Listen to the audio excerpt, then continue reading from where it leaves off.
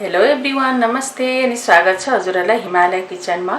आज म हजुरहरूको लागि लिएर आएको छु नेवारी स्वीट्स लाखामरीको रेसिपी। यसलाई चाहिँ सजिलै गरी घरमा कसरी बनाउने भनेर म आज हजुरहरूलाई देखाउँदै छु। ल यसको लागि मैले यहाँ बलमा 2 कप मैदालाई लिएको छु र यसमा मैले राखे आधा कप घिउ,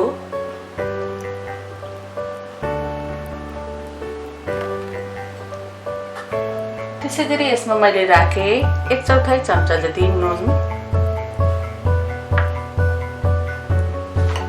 र अब चाहिँ यसलाई पहिला राम्ररी यसरी मिक्स गर्नुपर्छ।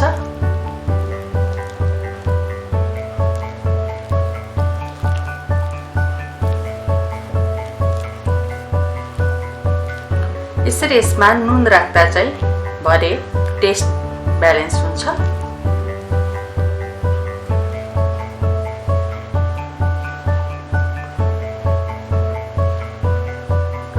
यसै गरी यसलाई बिस्तारै यसरी मुस्दै जानुपर्छ।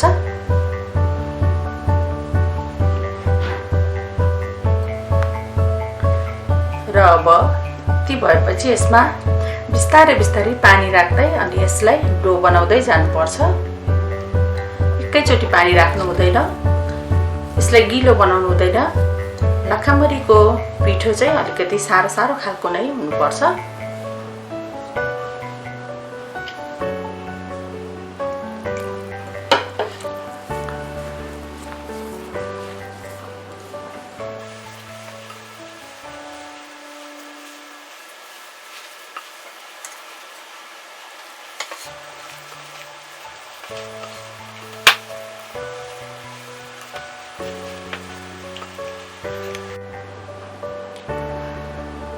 ल अब लाखामरीको लागि हाम्रो पिठो तयार भएको छ। यो चाहिँ यतिको हुनुपर्छ, योभन्दा गिलो हुनु हुँदैन।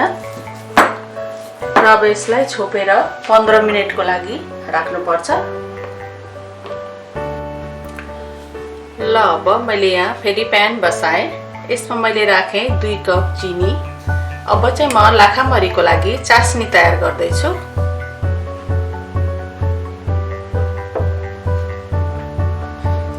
र यसमा मैले राखेँ 1 कप पानी।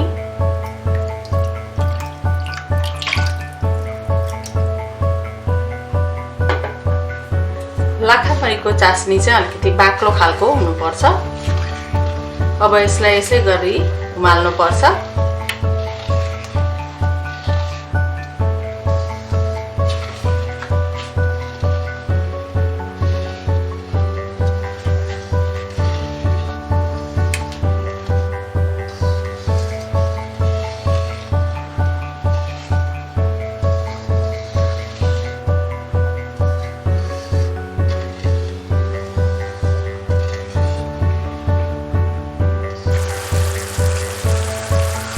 ल अब चास्नी उम्लेर रेडी भएको छ र यसरी यसलाई छुँदाखेरि यसरी च्याप भएको छ। अब चास्नी रेडी भएको छ। अब यसलाई म केही बेर साइड लगाएर राख्छु। ल मैले यहाँ प्यानमा फेरि तेल बसाएको छु र अब यो तेललाई केही बेर ताप्न दिनुपर्छ। र यो तेल ताप्दै गर्दा अब लागौँ लाखामरी बनाएर रेडी गर्नतिर। ल यहाँ मैले अघि बनाएको पिठोलाई लिएँ। अब यसलाई फेरि यसरी एकछिन यसरी माड्नुपर्छ।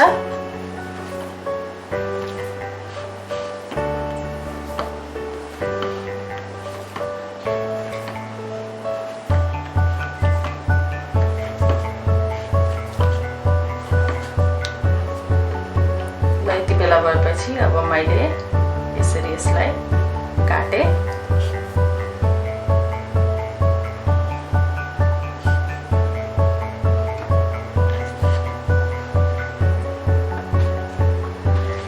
र एउटा डल्लोलाई लिए। अब यसले फेरि यसो गर्दै मुस्दै जानुपर्छ। यसलाई चाहिँ यसरी मुस्दै बिस्तारै बिस्तारै यसरी तन्काउँदै अनि रोल गर्दै जानुपर्छ।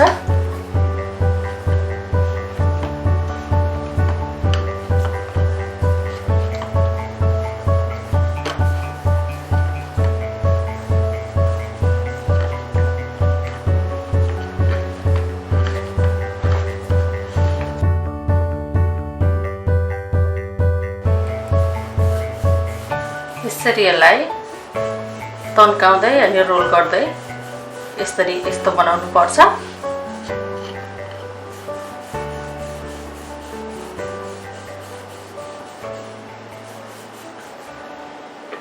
ल अब यति भएपछि यसलाई यसरी सानो पिसमा काट्नु पर्छ।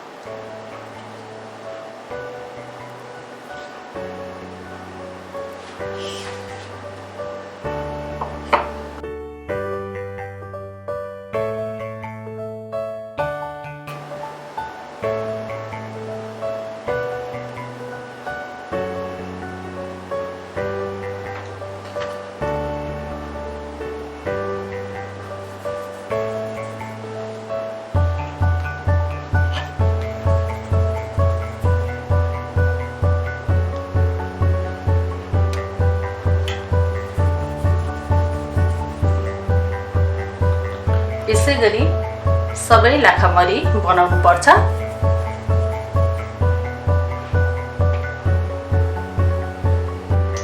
ल अब यति गरिसकेपछि अब लागौं स्टोभतिर।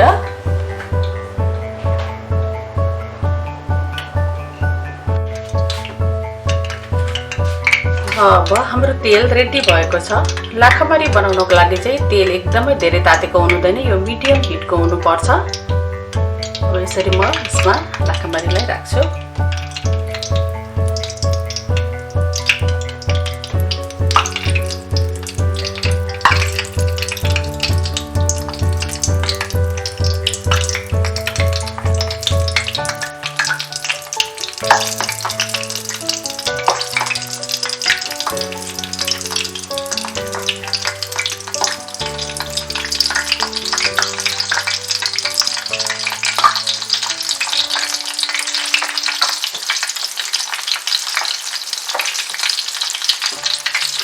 यसलाई चलाउँदै दुवै तर्फबाट 10-15 मिनेट जति पकाउनु पर्छ।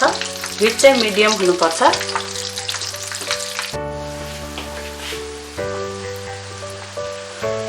ल अब 15 मिनेट जति पकाएपछि हाम्रो लाखामरी यतिको भएको छ। मैले सुरुको 10 मिनेट मिडियम हिटमा र अन्तिमको 5 मिनेट चाहिँ यसलाई मिडियम टु हाई हिटमा पकाएकी हो। यसरी चलाउँदै पकाएपछि लाखामरी अब रेडी भएको छ।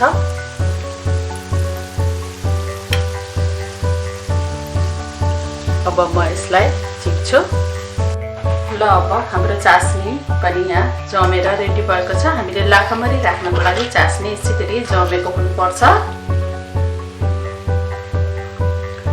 र अब म लाखामरीलाई चास्नीमा राख्छु।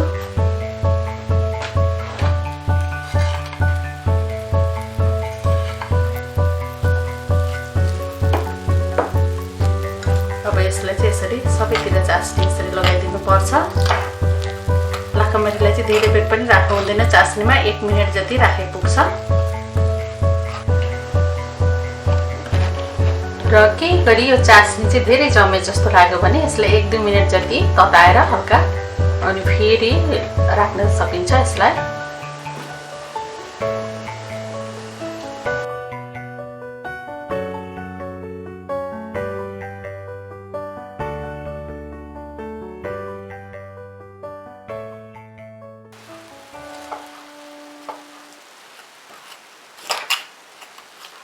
त्यसै गरी सबै लाखामरीलाई चास्नीमा राखेर 1 मिनेट जति राखेर अनि झिक्नु पर्छ। ल अब घरमै सजिलैसँग लाखामरी यसरी बनेर खानको लागि रेडी भएको छ। यसपालिको तिहारमा हजुरहरू पनि यसै गरी लाखामरी मिठाई घरमै बनाएर अवश्य पनि इन्जोय गर्नुहोला। हस् त यो मिठो लाखामरीको रेसिपी हजुरहरूलाई राम्रो लाग्यो भने हाम्रो भिडियोलाई लाइक, कमेन्ट, सेयर गरिदिनु होला। यस्तै रेसिपीहरूको लागि हाम्रो च्यानललाई सब्स्क्राइब पनि गरिदिनु होला। सब्स्क्राइब गरिसकेपछि नजिकै रहेको नोटिफिकेसन बेललाई पनि अवश्य पनि क्लिक गरिदिनु होला। हाम्रो भिडियो हेरिदिनु भएकोमा हजुरहरूलाई धेरै धेरै धन्यवाद।